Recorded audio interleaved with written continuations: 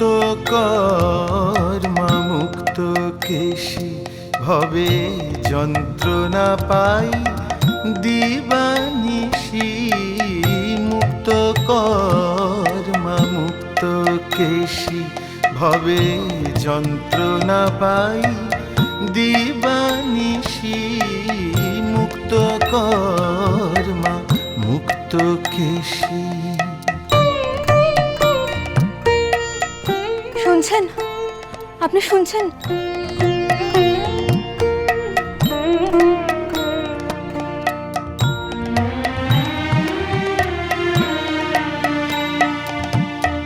কালের হাতে সঁপে দিয়ে মা ভুলেছ কি রাজমহিষী, কালের হাতে সঁপে দিয়ে মা ভুলেছ কি রাজমহিষী, তারা কতদিনে কাটবে আমার, কতদিনে কাটবে আমার এ দুরন্ত কালের ফাঁসি।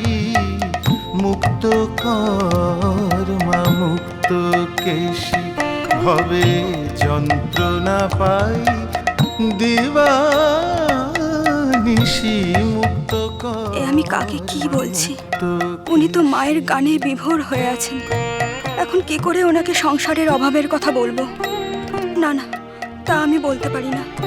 দেখি, আমি নিজেই চেষ্টা করে দেখি।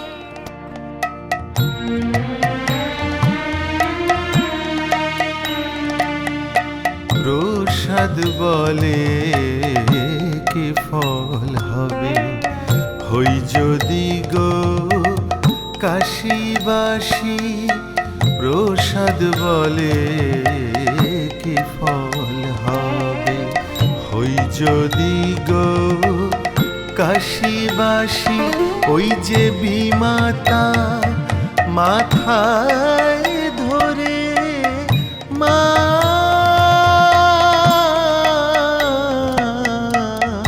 বিমাতা মাথায় ধরে পিতা হলেন শ্মশানবাসী। মুক্ত কর্মা মুক্ত কেশী ভবে যন্ত্রণা পাই দিবানিশি মুক্ত কর্মা মুক্ত কেশী।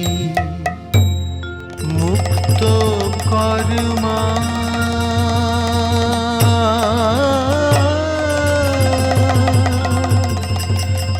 মুক্ত কর্মা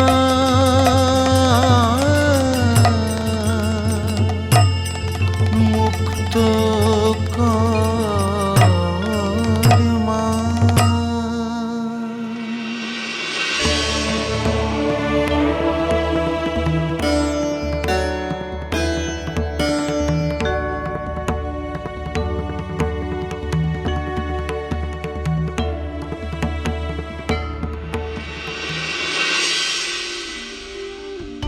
মোক্ষদা মাসি, ও মোক্ষদা মাসি,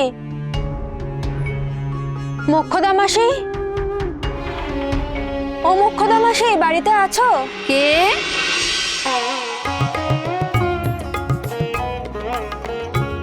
ওমা, বৌমা যে।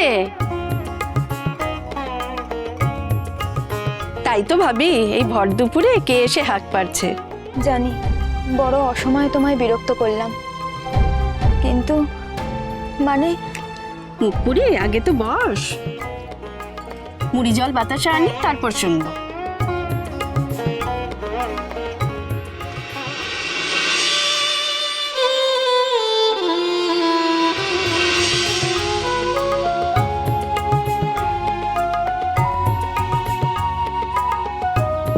এই নে মা, খেয়ে নে।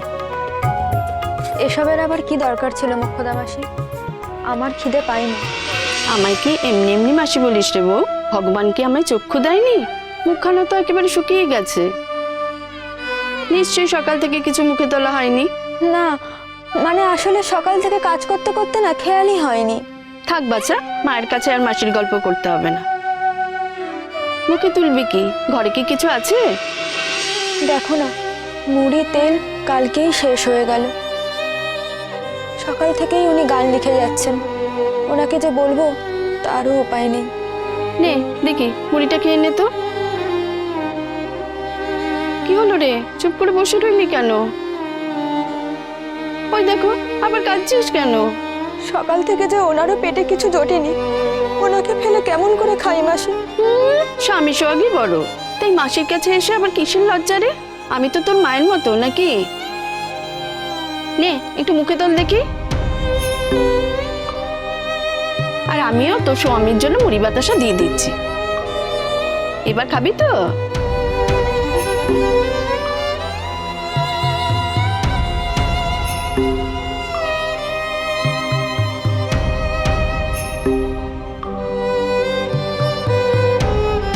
তা আজকে কি মনে করে এলি রে বউ?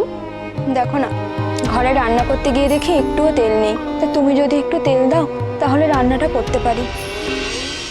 হাতে টাকা এলেই তোমার থেকে যা নিয়েছি সব শোধ করে দেবো। তা নয় হলো রে বউ, কিন্তু এইভাবে কতদিন আর চেয়ে চিনতে সংসার চালাবি? কিন্তু কি করব, তিনি যে নিজের খেয়ালই থাকেন। এবার ফসল হলো, কিন্তু সব ফসল না কেটেই তিনি চলে এলেন।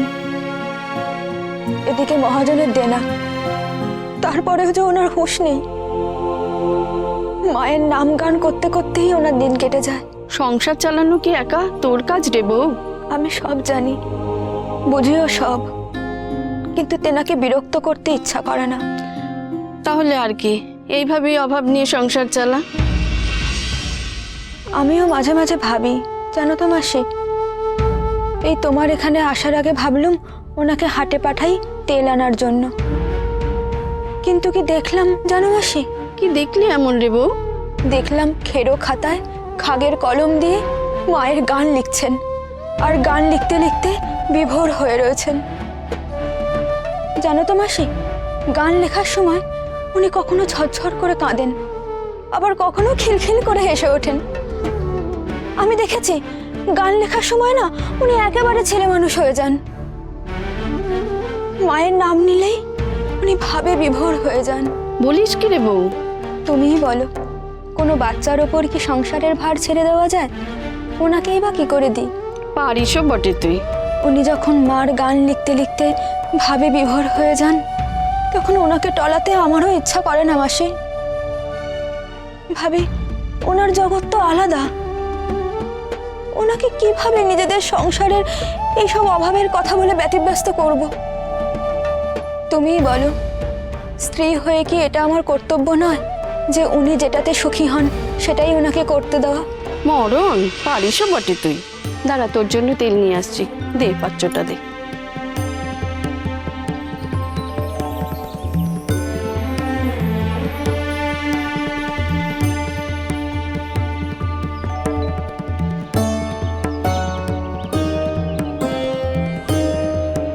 এই নে, ধর। তোমায় যে কি বলে ধন্যবাদ দেবো মোক্ষদা মাসি, জানি বিপদের দিনে তুমি সব সময় আমাদের পাশে আছো। থাক, অনেক হয়েছে। আসি গো মাসি। আয় মা।